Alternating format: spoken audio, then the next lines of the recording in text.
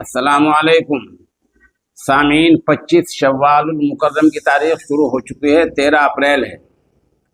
खबर का उन्वान है देश दुनिया की चंद अहम खबरें। पहले उत्तर प्रदेश के नोएडा से चलते हैं, जहां आज ज़बरदस्त मुजाहरा और प्रदर्शन हुआ है।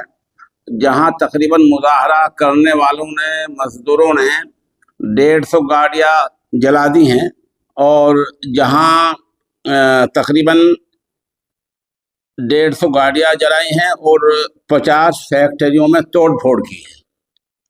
इन मजदूरों की मांग ये है कि जिस तरह हरियाणा में कम से कम तनख्वाह 18,000 तय हो गई है माहाना, इसी तरह हमारी तनख्वाह भी तय की जाए।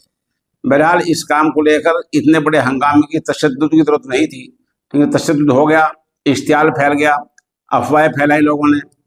तो इसको देखकर यूपी सरकार एक्शन में आ गई है, हमारे वज़ीर आला एक्शन में आ गई। उन्होंने 2 काम किए हैं।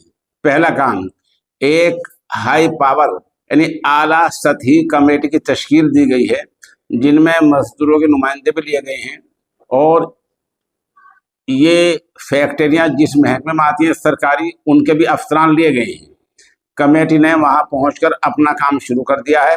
पहला काम यह है कि वहां शांति बहाल हो। दूसरा काम यह है कि फैक्ट्री मालिकान और मजदूरों के नुमाइंदों से बातचीत करके इस मसले का हल निकाला जाए। ये काम वहां शुरू हो गया है। ये तो नोएडा वाली खबर है। फिर आगे चलते हैं हुरमुज की। हुरमुज में अजीब मसला हुआ है।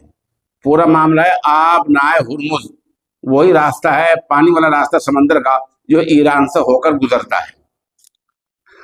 अमेरिकी सदर ट्रंप ने जो धमकी दी थी वो शायद ज्यादा माना नहीं रखती। उसकी वजह है कि अब तक ट्रंप ये दावा कर रहे थे, ईरान पर इल्जाम लगा रहे थे कि तुमने आबनाए हुरमुज को बंद कर दिया है, पूरी दुनिया को परेशानी हो रही है। लेकिन अब खुद ट्रंप ने ये किया है, ऐलान ये किया कि हम आबनाए हुरमुज की नाकाबंदी कर रहे हैं। भाई जब तुम नाकाबंदी करोगे तो और बंद हो जाएगा और तेल और ज्यादा महंगा हो जाएगा। ट्रंप शायद बौखला गए हैं। इसमें ट्रंप को तगड़ा झटका लग गया है। वजह उसकी है कि फ्रांस और बरतानिया ने 40 मुल्कों के साथ लेकर एक अलग फ्रंट बनाया है और साफ वाज़ेह ऐलान किया है कि हम इस मामले में ट्रंप यानी अमेरिका के साथ नहीं हैं।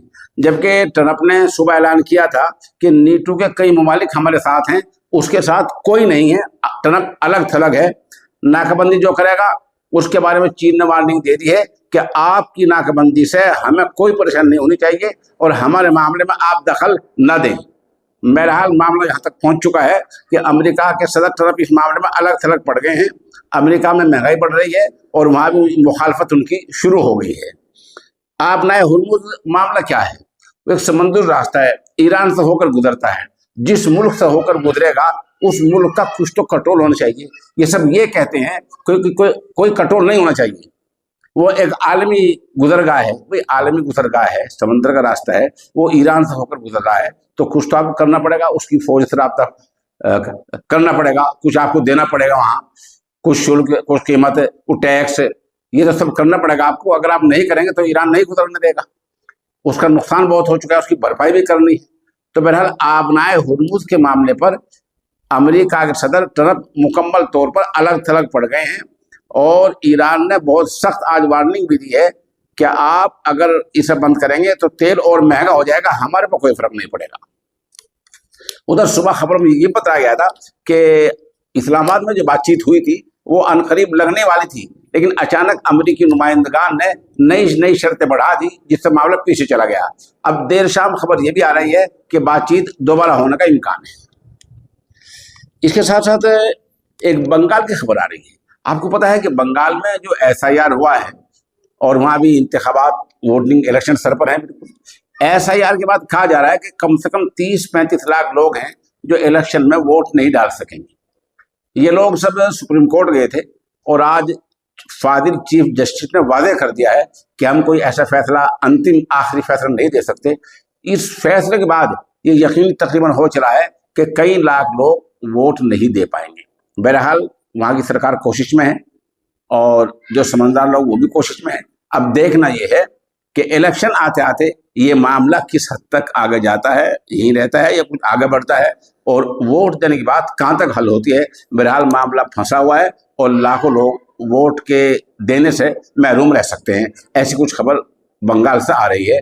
और ये लाखों लोग जो हैं 30-35 लाख में बताए जा रहे हैं।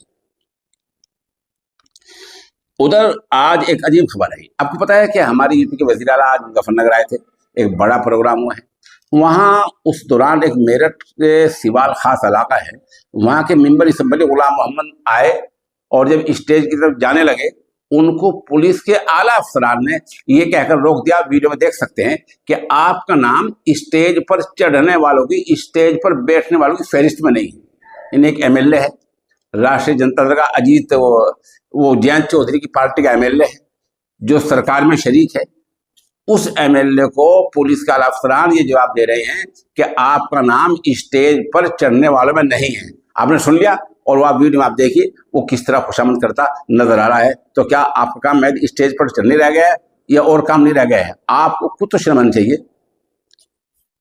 उधर उत्तर प्रदेश के थानापुर से एक बड़ी खबर आई है। थानापुर देहात इलाके में एक इलाका है महला कोटला सादात, वहां आज दोपहर 19 झोपड़ियों में आग लग गई है और जांच चल रही है कि आग किस वजह से लगी है। उधर यूपी के हापुड़ में रात तकरीबन 1:30 बजे एक बारातियों की बस को ट्रक ने टक्कर मार दी और टक्कर के बाद 6 अफराद की मौत हो गई है। इसमें जो ड्राइवर है अशोक कुमार, उसकी मौत हो गई है, और उधर यूनुस जो दूल्हा के वालिद उनकी मौत हो गई है, बबलू की मौत हो गई है, यूसुफ की मौत हो गई है, सोनू और मुन्ना की मौत हो गई है। इस तरह चंद खबरें हमारे पास थी। आप हमारे साथ बने हैं, इंशाल्लाह हम और भी आपको अपडेट देते रहेंगे।